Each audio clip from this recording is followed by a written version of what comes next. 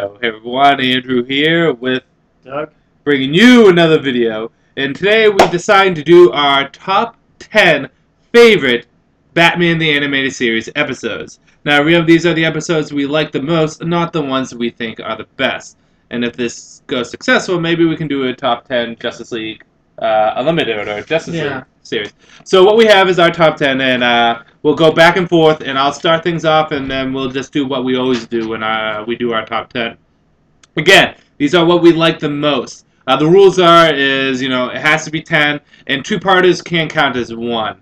Okay? So... Oh, we can't? Huh? Can't. Oh, we can, okay. Oh, yeah, we can. We can. Okay. So, with that said, again, not everyone's going to agree with my list because I have a lot of stuff on there I don't think people would like. But these are the ones that are closest to my heart. Starting things off at number 10 would be Zatanna.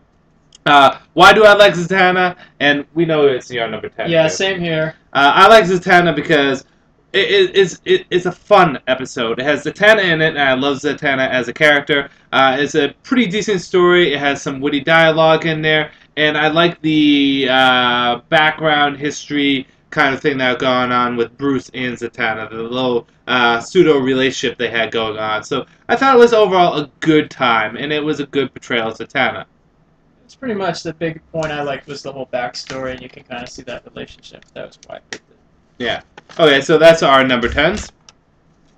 Moving on, my number 9 is The Man Who Killed Batman. This episode, and we're going to try to keep this semi-spoiler free, although it's probably not going to happen. In this episode, Batman is believed to be killed off by a guy named the Squid. However, he isn't really killed off. But because of it, the Squid is treated differently by people. This is an individual that wanted to be head honcho, and he's really just a dweeb, a geek, and he can't really get anything done. But, it gets to the point that even Joker finds out about it, and Joker's pissed and livid because he killed the Batman. Some good moments, some good dialogue, and just overall good story. And just some funny moments. The Squid was a fun character. Yeah, I don't think we're spoiling by saying Batman isn't dead. No. So, no. But it's a good episode, and it's actually my number 8. So. Oh, okay. Yeah. So what's your number 9? Number 9 is Perchance to Dream. This is where Bruce lives essentially he's living the life if his parents weren't killed, and he kind of remembers what his life was like before, and he's kind of dealing with can I enjoy this? But someone else is out there being Batman, and you can kind of see him he does at some points actually want to lead a normal life, but he's kind of drawn back to being Batman. The thing I like about this episode is how he figures out how he is in the dream by reading the newspaper and how things came out on that. Oh, yeah. I thought it was good. It was overall a good story. That's actually one of my numbers in here, but I'll tell you when I get to it. But yeah, that was a fun story. Coming in at number 8 is Heart of Steel. This is the episode that has the giant, would you say robot mainframe? We have another person over here named Hardak, and basically what he's doing is he's capturing people and making robotic copies of them.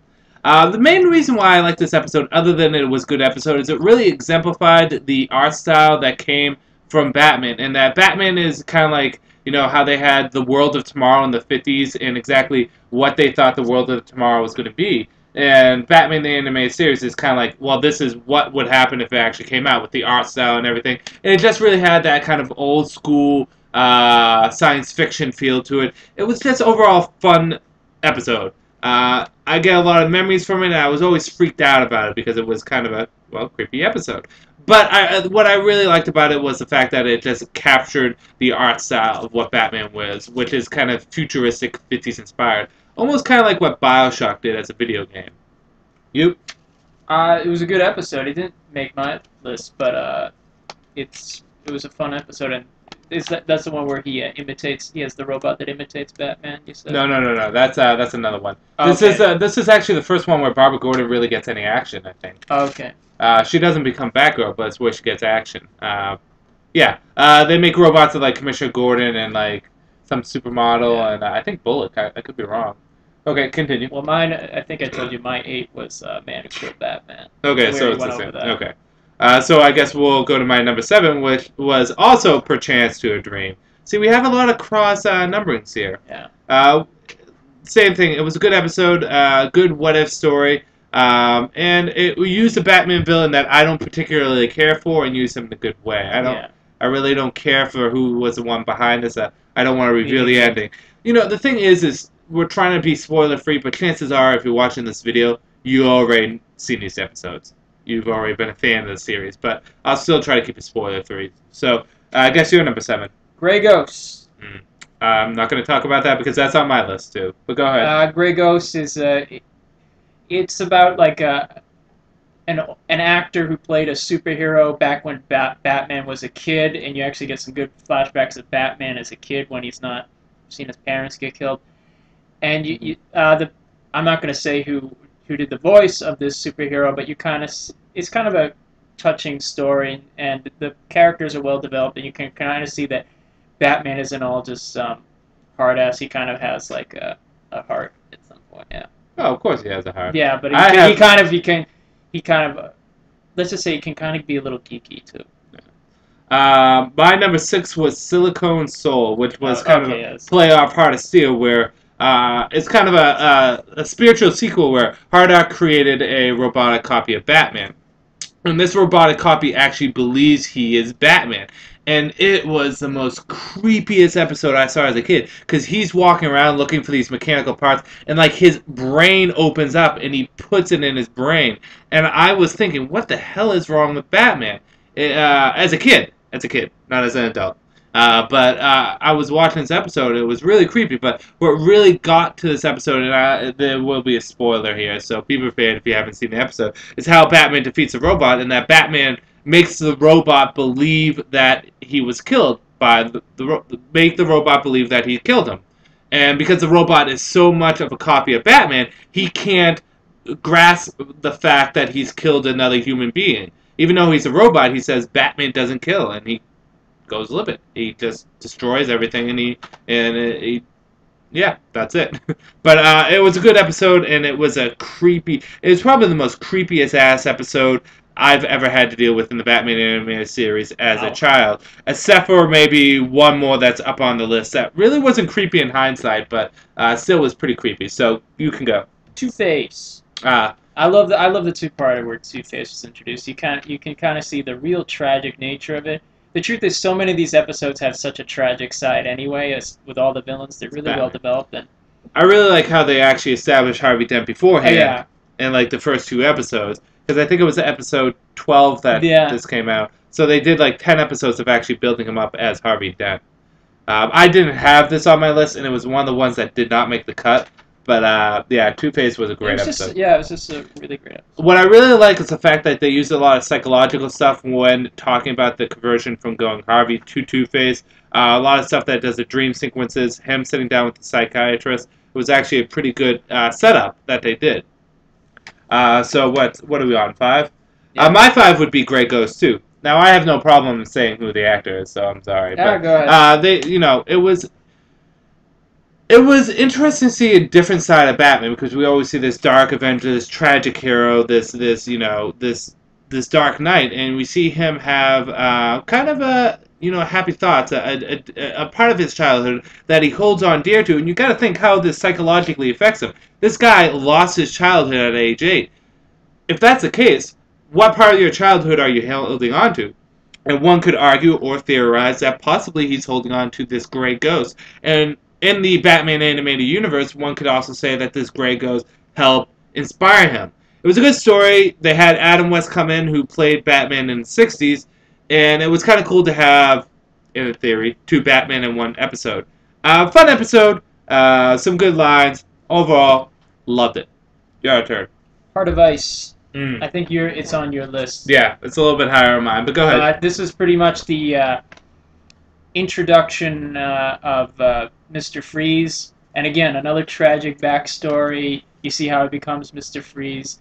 He's not just kind of like this guy, like, I'm going to kill you. He's got an agenda. It's really tragic because, he can never really enjoy sunlight, warmth. He's Mr. Freeze. Yeah. And it's so much so that it was even used in Batman and Robin, despite the crappiness of that movie. I'll get to Heart of Ice when I get to Heart of Ice. My number 4 is Feet of Clay, the introduction of Clayface. Incredibly tragic backstory. Clayface, if you didn't know, was actually a character that had multiple incarnations. The first one being Basil. Oh God, I forget his name. It was back in the Golden Age. He was just an actor that went crazy and started killing people. Basil, Carl, I forget exactly the name, but they kind of merged all the Clayface's personas together. And it was such a tragic story that was so well done. And the one thing that really stuck out to me was the animation, especially towards the end where he starts seeing all these pictures of all the different characters he played throughout the years, and he starts spinning around and he can't comprehend it, and his face is just molding and changing differently to what these different characters he's played. So the animation was fantastic, especially for the time for a cartoon show. Not to say that Batman the Animated Series never had great animation, always did, but it really stood out a lot in that episode. Very tragic, very nice. Your turn. Batgirl. Barbara Gordon is my favorite incarnation of Batgirl, and this is the episode why it's where she's introduced as Batgirl. Just fantastic, you know. And you can kind of see the great playing off she has with Batman and Robin. You know, it's kind of funny though. Batgirl doesn't really get much screen time until the 4th season. She only shows up in like 3 episodes as Batgirl. True, but yeah. It's still was good. One of my favorite. It was fun. I thought it was pretty good how they brought her in. My number 3 is the Cape and Cowl Conspiracy. This is the episode that really made me feel the most uncomfortable as a child. The basic concept is this guy, and he's hired by a villain to get Batman's cape and cowl. He's never told why, but he needs to get Batman's cape and cowl. And he really sets up all these almost like classic Silver Age kind of death traps for Batman. And Batman eventually has to relinquish his cape and cowl because these death traps are way too much. And it was just really uncomfortable by the fact that this guy is actually outwitting, outsmarting the Batman. And I don't know what the scene the most that really made me feel uncomfortable was when Batman was trapped in the train, I believe, and he had to put the cape and cowl through the thing in the ground. But it was a good episode, great ending, nice twist at the end. This classic Batman animated series. Yep. All right, Robin's Reckoning. I love this episode. Before I saw this episode, I did not like Robin. I thought he was, cheesy, horrible character. I watched this episode. Robin shoots up there on my favorite list, and this does his backstory and the person who was responsible for his parents' death, and you really get to see a great side of Robin. And after this, Robin is just the man. I think it gave a lot of fleshing out the character need. Yeah. My number 2 was actually Heart of Ice. Heart of Ice redefined Mr. Freeze, who at the time was Mr. Up till I could be wrong. I'm looking at the other kid here. Wasn't he Mr. Cold for a while? Up until the Silver Age? No. From the Silver Age up to the Bronze Age, I think he was Mr. Cold. And then after this, he becomes Mr. Freeze. So this actually, much like a lot of the series did, like with Harley Quinn and such, redefined what the character was for the comics and other media. I mean, not just that, it was probably the most gut-wrenching of all the Batman villains when it comes to a tragic backstory. This guy loses his wife, who's technically still alive, and he can never touch her again. He can never hold hands with her again, embrace her, kiss her, can never walk on a sunny day with her again.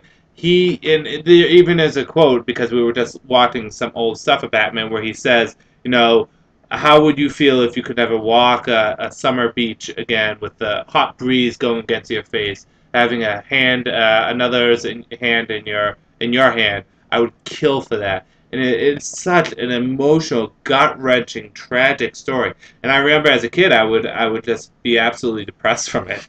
The animation on it is just really spot on. The scenes that they had really were poetic, and at the same time, very artsy in that futuristic 50s-like look. You? Over the Edge. Mm-hmm. I love this episode. It starts off with Commissioner Gordon and a bunch of police in the Batcave trying to hunt down Batman, and they know who he is, and it turns out and it then shifts earlier. It turns out Barbara Gordon was killed. Her father finds her, find out she's Batgirl, and he eventually figures out that Bruce Wayne is Batman, and he goes after him. And you see Nightwing get arrested and everything. It's an intense episode. Yeah, it's a real intense episode, and there is an ending. She really didn't die, and You could say the ending's kind of cheap, but I love this episode. I thought the ending was good. I didn't mind it. The thing is it was very graphic because you see Batgirl get knocked off a building, fall a couple 100 stories onto Commissioner Gordon's car, somehow still be alive. She should have been splattered. Yeah. And it's just a graphic episode. But good episode. It didn't make my list. It didn't make the cut, but we both had the same number one, though. Oh, yeah. And that would be the Demon Quest, which is the introduction of Ra's al Ghul, or Ra's al Ghul, or Ra's al Ghul, whatever you want to call him. There's so many different pronunciations. I go with the animated series pronunciations in that. Ra's al Ghul is my second favorite Batman villain of all time. This, they did a lot of good adaptations to the show from the comics while still making the show its own, but no adaptation was better than this that took from the Tales of the Demon comics, which was Dennis O'Neil and Neil Adams back in the 70s. Great story, and what I liked about it is it was an adventure story. It was a mystery, an adventure. There was a lot of tension in it, a lot of action, a lot of feeling. Well, maybe not so much feeling as the other stuff, but it really had you hooked through the whole entire time. And you have this person, Ra's al Ghul, who knows who Batman is, who really is as, He figured it out. Yeah. And the truth is they picked the best voice, which is David Warner. He was the Cardassian who tortured Picard in Chain of Command. There are 4 lights. He was Chancellor Gorkon. He's got a great voice. He was just such an imposing, powerful villain. Calm, suave, sophisticated. He's like almost James Bondish in the execution. And because of this episode, Ra's al Ghul is my favorite villain. Yeah, the thing about Ra's al Ghul that makes him so imposing, not only by the fact that he has resources more so than Batman, and that he could quite honestly be deadlier than Batman, it's the fact that you have all these psychopaths and these villains that are just loopy. They are most of Batman, Joker. But he is calm, collective. While he's very evil, he's well within his vicinities. I mean, he's an eco-terrorist. But he also wants Batman to be his heir, and Batman's kind of. It's a unique relationship. Yeah, he's also got Batman's daughter and him are kind of like. Well, you mean Ra's al Ghul's daughter? Yeah. Yeah, Talia. I mean, it's an interesting relationship and dichotomy between these two because Ra's al Ghul respects Batman. He actually likes Batman, but at the same time, he's also Batman's villain. So it's a uniqueness in that. But on the whole, the story was good too, and Ra's al Ghul proves to be one of the best Batman villains. So that is our top 10 Batman animated series episodes that we enjoy. They're the ones that I hold dearest to heart. I think he holds dearest to heart. Too. If you enjoy this, we can do a top 10 Justice League episode guide list also. So with that said, this is Andrew. Doug.